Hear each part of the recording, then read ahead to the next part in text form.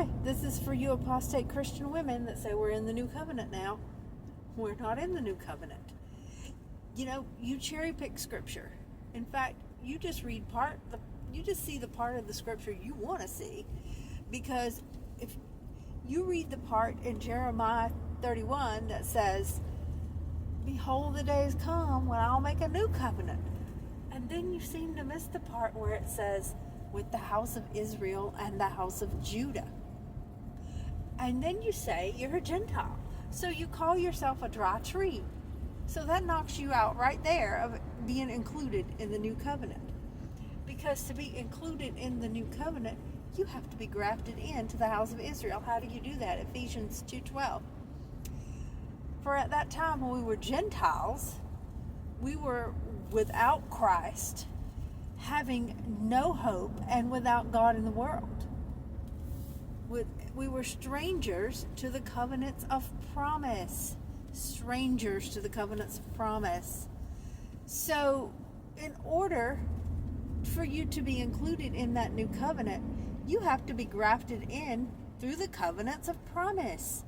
And what are the covenants of promise? Well, you have the Rainbow Covenant, or the Noah Covenant, if you want to call it that. And that's a covenant that was made with Noah and the whole world. God made this covenant with Noah, and he put the rainbow in the sky, and his part of the covenant is he's not going to anymore destroy the earth with water. Okay? He's going to destroy it, though, with fire. Our part of the covenant is that we have to eat clean according to Scripture. No, we're not to eat the blood, not to touch the blood, and we are not to eat anything that Jehovah deemed to be unclean.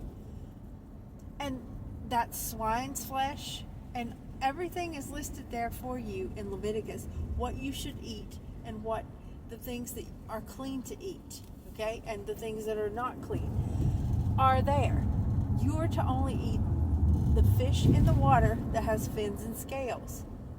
You're not to eat swine's flesh. That means you're not to eat any bottom-feeding sea bugs, no shrimp, no crab, no lobster, no oysters, none of that. You're not supposed to eat any of that. Okay? You're not supposed to eat the swine's flesh. Okay? That's the first covenant. But then the 10 Commandments, the covenant made at Horeb, are the next covenant. You have to be grafted in by keeping these covenants. The 10 Commandments, the covenant made at Horeb, is the 10 Commandments, and it's what the Messiah came to refresh.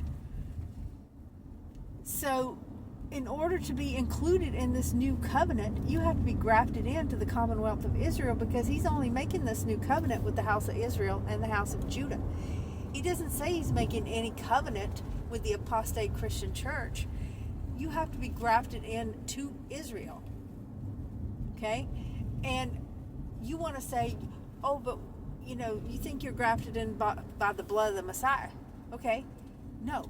You can be made nigh by the blood. Made nigh by the blood. Okay? But you have to take hold of those covenants. If I'm standing next to a swimming pool, I'm near it, I'm nigh it, but I'm not in it. If I want to be in it, I have to physically get in it. Okay? If you want to be a part of Israel, if you want to be a part of the Commonwealth of Israel, you can be made nigh by the blood, but you have to take hold of the covenant and keep your part of the covenant. The problem is, all these Christians are not keeping the covenants. They're following Jesus Christ, who is the name of Baal, which is the name of Baal. They're following his doctrine and not the doctrine of Jehovah. They're saying we don't have to keep the commandments. We don't have to follow the covenant. That's done away with. What you don't realize, what's done away with, is the sacrificial law. That's what the Messiah came to do away with, was the sacrificial law. So, which was added for transgression. So you need to go learn the difference in the Holy Covenant and the sacrificial law, because the sacrificial law is what was done away with. And you must be grafted in, or you're not going to be in the kingdom of Jehovah. You're not. So you have to be grafted in. And if you read the rest of Jeremiah 31, the two sticks have to become one. If the two sticks have not become one, and they haven't, then we're not in the new covenant yet. The house of Israel and the house of Judah are going to become one in Jehovah's hand.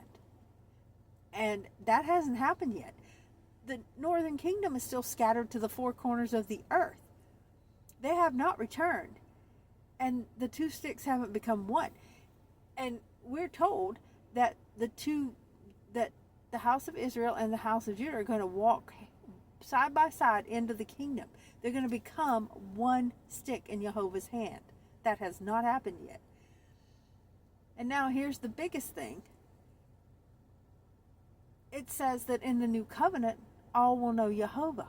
All will know me from the least to the greatest. What does it mean to know Jehovah? To keep his 10 commandments. Is everybody keeping the 10 commandments? No. Look at the world that we live in. How can you say we're in the new covenant? So all will know me from the least to the greatest. And no more will anyone need to teach their neighbor, saying, know ye the Lord. So what am I doing? If we're in the new covenant, what am I doing trying to teach you and tell you that you have to keep the 10 commandments and be grafted into the commonwealth of Israel to be in the new covenant? I'm trying to teach you to know Jehovah by keeping his 10 commandments. I wouldn't have to be doing that if we were in the new covenant. So how can anybody read Jeremiah 31 and say we're in the new covenant? We're not. We're not there yet. This is the refreshing of the Holy Covenant, the refreshing of the 10 commandments. Yeshua came to teach us everything Israel desired at Horeb. And Luke 1:72, he came to remember his holy covenant. So we're not in that new covenant. If you check in Strong's Concordance for the new covenant, you're going to find fresh, okay? So this is not a brand new covenant. It's the same covenant made new, made fresh. Why? How did that happen? Because there was a law that was added for transgression of this covenant. Yeshua came and died so that we could be reconciled unto the Father. And when that happened, he did away with everything that was added for transgression. That's what was Galatians 3:19. Wherefore then serveth the law, it was added for transgression. The 10 commandments were not added for transgression.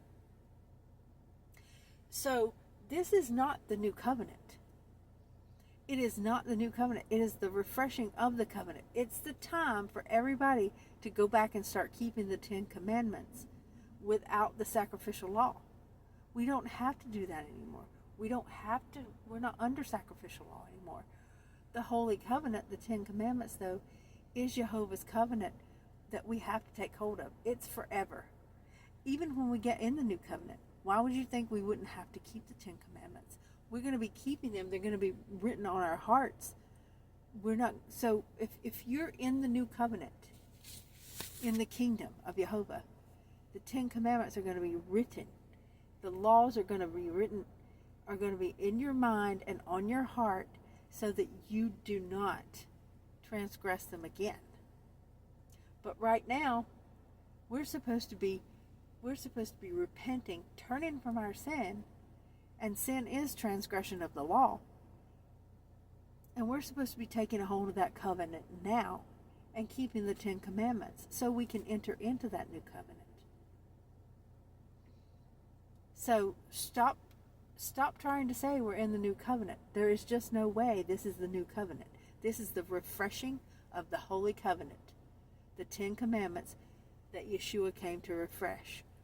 We won't be in that new covenant until the two sticks become one and walk hand in hand walk side by side into the kingdom where everyone's going to know Jehovah.